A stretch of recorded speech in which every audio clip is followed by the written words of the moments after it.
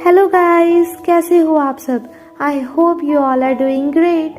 So let's start the video. अब तक हमने पिछले पार्ट में देखा कि मू ह्यूक जिन को रूफ टॉप पर बुलाता है और उनके बीच कुछ बातें होती है। इसी बीच मू ह्यूक को हिन जंग की कॉल आती है जो मू ह्यूक को बताती है कि लेफ्टिनेंट ओ मेरे पास आया है और वो कह रहा है कि वो मुझे सब कुछ बताएगा। पर तभी एक दूसरा प्रोसिक्यूटर आकर हिन जंग पर चिल्लाने लगता है और वो हिन जंग को वहाँ से जाने को कहता है। ये प्रोसिक्यूटर भी मिस्टर यांग से मिला हुआ था। अब लेफ्टिनेंट ओ वैसी ही स्टेटमेंट देता है जैसा उसे मिस्टर यांग ने बोला था, पर लास्ट में लेफ्टिनेंट ओ ने ये भी बता देता है कि ऐसा बोलने के लिए मुझे मिस्टर यांग ने ही कहा था। तो अब हमें फ्लैशबैक्स दिखाए जाते हैं जब मू ह्यूक लेफ्टिनेंट ओ के पास गया था और वो लेफ्टिनेंट ओ को काफी समझाता है।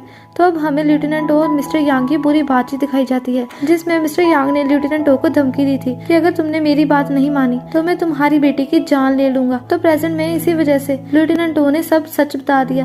तो प्रोसिक्यूटर से पूछता है कि क्या तुम्हारे पास कोई सबूत है। तो लेफ्टिनेंट ओ कहता है कि मैंने मिस्टर यांग के साथ अपनी लास्ट कॉल रिकॉर्ड की थी जिसमें उसने मेरी बेटी को मारने की धमकी दी थी। दूसरी तरफ हिन जंग का कलीग और मू ह्यूक का हैकर फ्रेंड उस एम्प्लॉय के घर पहुंचते हैं जिसे ताइसेओक ने पेमेंट्स की थी। इस एम्प्लॉय का नाम चोई है। वो सब चोई के घर की तलाशी लेते हैं और ह्यून जंग का कोलीग चोई को ताइसेओक की फोटो दिखाकर पूछता है कि क्या तुम इसे जानते हो। चोई कहता है कि हाँ, मैं इसे जानता हूँ। दूसरे ऑफिसर्स को चोई के कंप्यूटर में कुछ भी नहीं मिलता।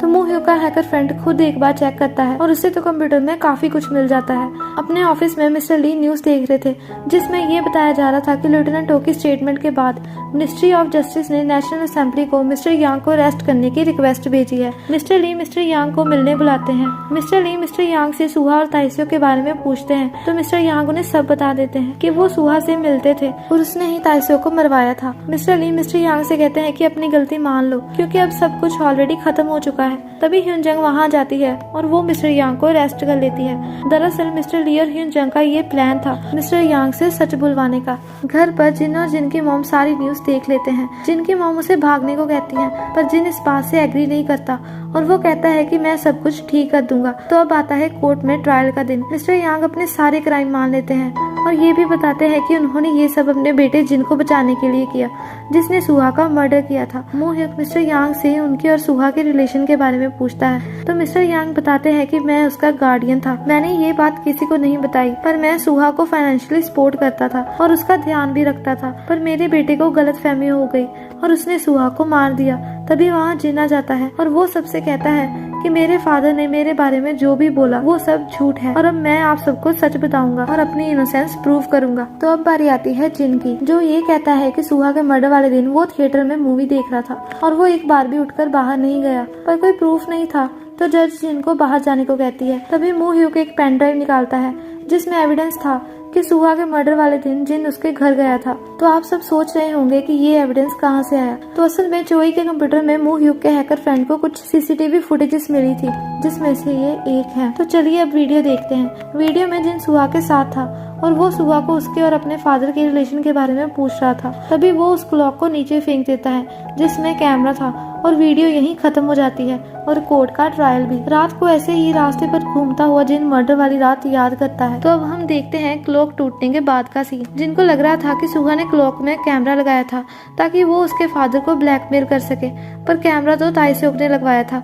जिन नहीं चाहता था कि इस रिलेशन के बारे में किसी को भी पता चले। तो वो चाकू लेकर सुहा की ओर बढ़ता है और सुहा के पेट में चाकू मार देता है और फिर एक पिलो लेकर उसका दम घोटने लगता है। प्रेजेंट में मू ह्यूक जिन के पास आता है और जिन उसे कहता है कि मैं इनोसेंट हूँ। तो मू ह्यूक उसे जवाब देता है कि अब तो तुम बिल्कुल अकेले हो, तो अब तुम किसे सफाई दोगे। मू ह्यूक उसे अब उसकी फोटो दिखाता है जो उसे उस बिल्डिंग के सीसीटीवी कैमरा से मिली थी जिसकी रूफ टॉप से गिरकर तायरा मरी थी। मू ह्यूक उसे कहता है कि मैं वो एविडेंस भी जल्दी ही ढूंढ लूंगा जो ये प्रूव करेगा कि तुमने ही तायरा को मारा है। तो अब जिन भी टूटने लगा था। तभी पीछे से कोई ब्लैक हुडी वाला इंसान जिन की नेक पर एक इंजेक्शन लगाकर वहाँ से चला जाता है।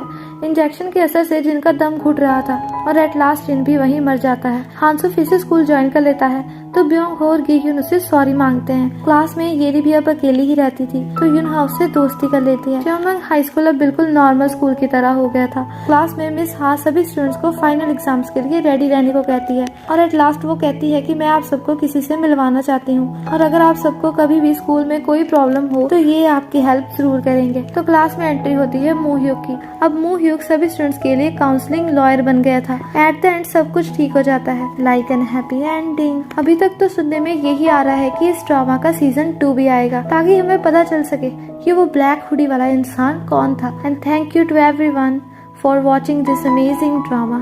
आई रियली होप कि आपको ये ड्रामा पसंद आया होगा। तो अगर आप सबको पसंद आया तो वीडियो को लाइक एंड कमेंट करना मत भूलना और चैनल को सब्सक्राइब भी कर लीजिए। तो मिलते हैं नेक्स्ट वीडियो में। Bye bye, see you again.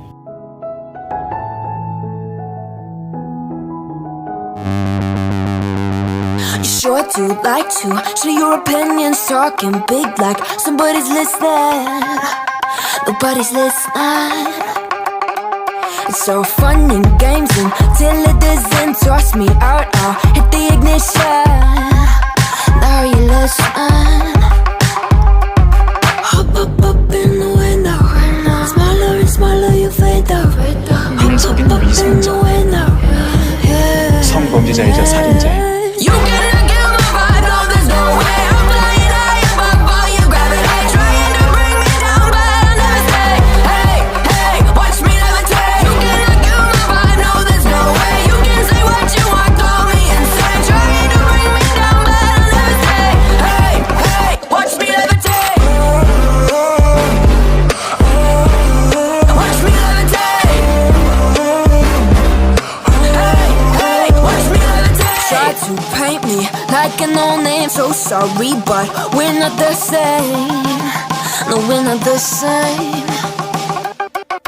Boo-hoo, poor you, please forgive me, cause I don't feel any pity. I'm fed up with lies, you wanted my demise, now you're watching me rise, rise, rise. Up in the window, smaller and smaller you fade out. Up in the window, yeah. You cannot get my vibe, no, there's no way. I'm flying high above all 나 your 이것을 gravity, 장난으로 trying to bring me down, but I'll never stay. Hey, hey, watch me levitate. You cannot get my vibe, no, there's no way. You can say what you want, call me insane, trying to bring me down, but I'll never stay. Hey, hey, watch me levitate. Watch me levitate. 죽는다. 그게 Hey, hey, watch me levitate. In the window. In the window. In the window.